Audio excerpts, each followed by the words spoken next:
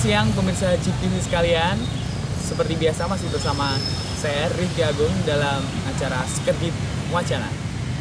Hari Minggu kemarin reporter kami saat melakukan perjalanan ke Jalan Malioboro menemukan suatu fenomena yang sangat menarik. Masalah tentang perparkiran di Yogyakarta, khususnya di Jalan Malioboro. Untuk itu marilah sebelumnya kita saksikan tayangan yang berikut ini.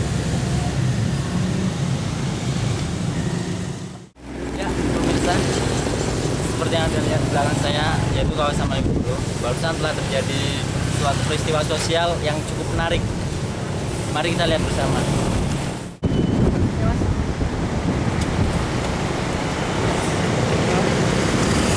Kurang mas, bukannya 500 mas?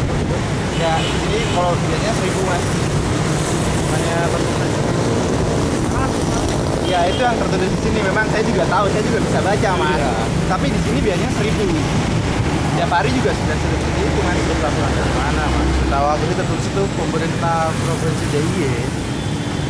Memang pemerintah provinsi DIY menetapkan 500 mas. Iya. Tapi kan di sini teman-teman juga sudah tahu, Bang Parkir sudah tahu. Ini 1000 mas. Saya nggak tahu mas. Ada orang sini bukan? Orang sini. Sering kesini nggak? Enggak sih. Makanya mas sering kesini. Setiap pengunjung juga sudah tahu kalau di sini 1000 mas. Walaupun di sini tulisnya 500 dan tidak pernah ada komplain kok mas. Iya, maksud aku buat peraturan dari mana? Peraturan itu nggak ada perundang-undangannya. Sementara itu dari Pemda loh.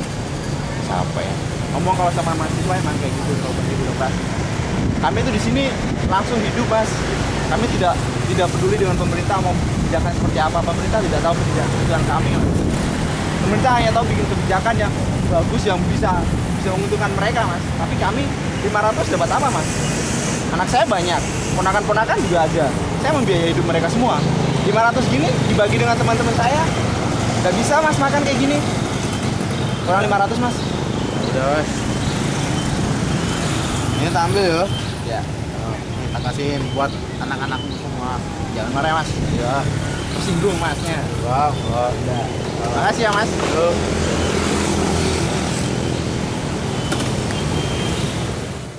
Baik, dari tayangan tadi pemirsa kita sudah ketahui bersama ternyata antara pengelola parkir dengan pihak pemerintah sendiri itu sedang ada masalah yang serius. Maka dari itu di studio sudah kita hadirkan Bapak Kepala Dinas Perhubungan Kota Yogyakarta. Beliau adalah Bapak Andika. Selamat siang Bapak Andika. Dan kita juga hadirkan di studio, beliau adalah Ketua Paguyuban Parkir Malioboro. Beliau adalah Bapak Ahmad Gelora. Sehat selalu Pak ya? Sehat. Ya, semangat. Baik. Dan satu lagi kita juga hadirkan di studio, beliau adalah tokoh masyarakat, pengamat perparkiran di Yogyakarta. Beliau adalah Bapak Dwi Wahyu. Selamat siang Pak Dwi Wahyu. Baik, karena beberapa tokoh yang kita undang sudah hadir di studio, maka kita mulai saja. Bagaimana untuk yang pertama Pak Andika menanggapi hal tayangan tadi itu? Dari pemerintah sendiri, saya sebagai dinas perhubungan sebenarnya sudah sangat tegas terhadap hal ini. Sudah dijelaskan dalam Undang-Undang Nomor 17 di Perda tahun 2002 itu dijelaskan bahwa parkiran itu memang sudah diberikan sedemikian rupa untuk buat sebaik-baiknya untuk masyarakat. Dan lagi pemerintah sudah berupaya keras dalam masalah ini agar perparkiran itu tidak menemui masalah seperti sekarang ini. Itu aja. Oke, baik gitu ya Pak ya. Jadi selama ini perda yang sudah ada itu tinggal dijalankan saja dan menurut Bapak tidak ada permasalahan yang serius ya? Tidak ada masalah. Iya, tinggal karena itu sudah sebaik mungkin. Oke, kita dengar tanggapan dari Bapak Ketua Paguyuban Parkir, beliau Bapak Ahmad Gelora. Bagaimana Pak menanggapi tayangan ini tadi? Itu sebenarnya dari Paguyuban Parkir itu sendiri sebagai pelaksana teknis di lapangan itu bagaimana? Saya kira tayangan itu memang nyata adanya dan itu menggambarkan realitas bagaimana kesejahteraan tukang parkir sangat buruk sekali loh. Seharusnya pemerintah sebagai satu lembaga yang mengakomodasi semua masyarakat bisa menyejahterakan tukang parkir. Bayangkan masa tukang parkir uangnya semuanya disetor pada pemerintah. Bagaimana kesejahteraan masyarakat sama tukang parkir ini? Saya sebagai tukang parkir merasa sangat melas sekali terhadap teman-teman saya, anak buah saya yang ada di Malioboro dan lain-lain. Seharusnya pemerintah bisa mengayomi, bisa mengakomodir, bisa memberikan kesejahteraan pada tukang parkir yang nyata-nyata adalah masyarakat kecil yang tidak punya apa-apa. Saya sangat terharu sekali ketika melihat tayangan tadi bagaimana tukang parkir tidak bisa memberi makan pada anaknya, tidak bisa memberi makan istrinya.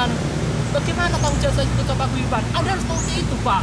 Jadi seperti itu ya Pak yang selama ini dirasakan para tukang parkir ya Pak ya? Iya. Tidak pernah mendapat kesejahteraan. Apakah selama ini sebagai petugas pelaksana itu para tukang parkir sendiri tidak mendapat gaji dari pemerintah Pak? Hanya suruh menyetorkan setiap bulannya juga saja Pak? Sebenarnya kalau kita bercermin dari kota-kota lain, di kota Kediri, kota Magelang dan lain-lain yang mengenal gaji parkir berlangganan, iya, itu sangat sedikit gaji yang diterima oleh para tukang parkir, hanya 500.000 sebulan. Buat apa? Saya punya anak buah, dia ada orang tukang parkir, istrinya cuma cuci, punya anak 5. Bagaimana dengan uang 500.000 bisa menghidupi keluarga seperti itu?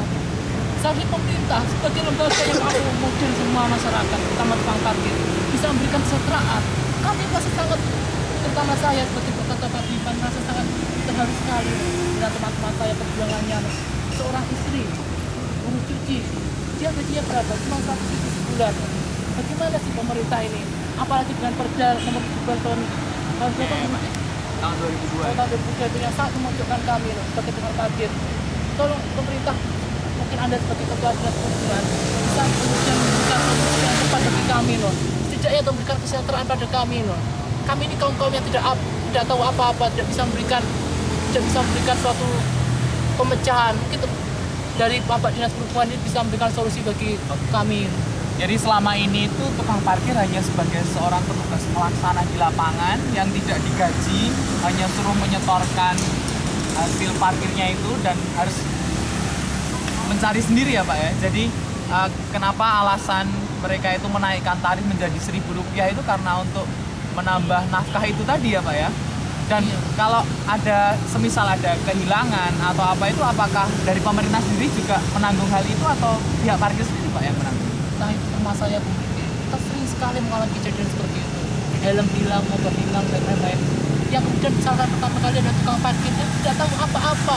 Bagaimana kemudian kami bisa mengurusi parkir begitu luas? 1 kilometer kami urusi 1 orang. Kami kemudian bertanggungjawabkan hilang helm, hilang motor. Dan tidak ada tanggung jawab pemerintah terhadap hal itu. Oke, jadi diganti sendiri Pak ya? Itu Iya, nanti terpaksa. Oh iya. Oke. Jadi ternyata keluhan dari paguyuban tukang parkir itu semacam itu.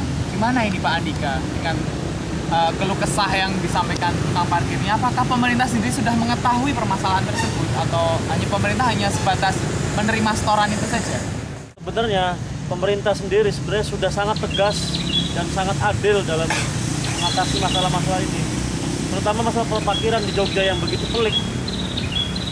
Pemerintah sendiri sudah memberikan suatu upaya dalam masalah ini untuk mengatasi masalah ini dengan mengeluarkan perda perparkiran yang tertuang dalam Perda nomor 17 tahun 2002 yang sudah dijelaskan dengan rupa bahwa perparkiran tersebut itu sudah menjadi suatu hal yang sudah amat teratur, dan lagi kita sudah melakukan riset sebelum kita melakukan perda tersebut bahwa perda tersebut itu adalah suatu hal yang terbaik, solusi yang terbaik dari pemerintah sendiri.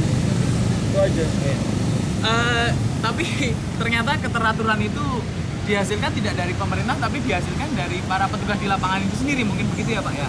Iya. Oke, kita akan tanya pendapat dari tokoh masyarakat yang mengetahui atau konsen dalam perparkiran ini. Gimana Pak Dwi Wahyu menanggapi permasalahan antara tukang parkir ini dengan pihak pemerintah sendiri dalam hal ini masalah pengelolaan parkir itu Pak?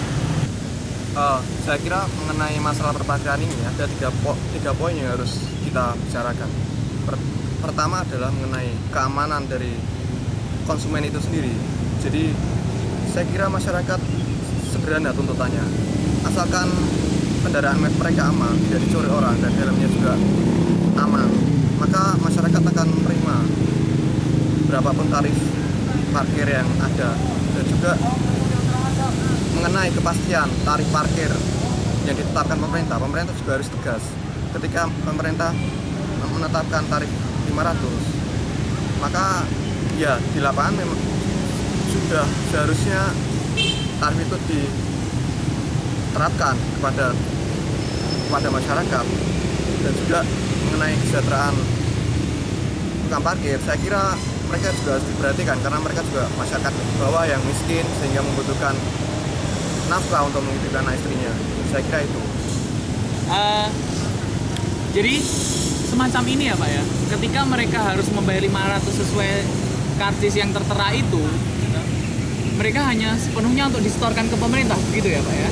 Jadi kenaikan tarif menjadi Rp1.000 atau berapa itu untuk memenuhi hasil nafkah sendiri karena tidak ada gaji tersendiri dari pemerintah, seperti itu Pak. Itulah permasalahannya. Oh iya, jadi semacam itu.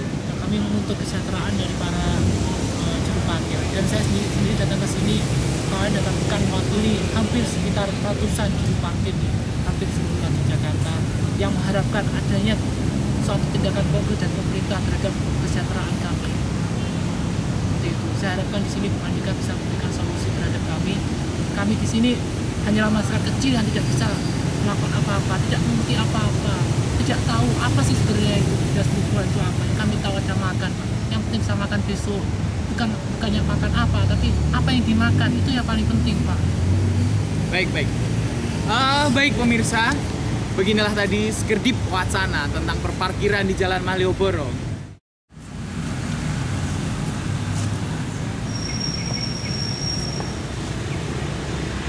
Suka berhasil, Pak.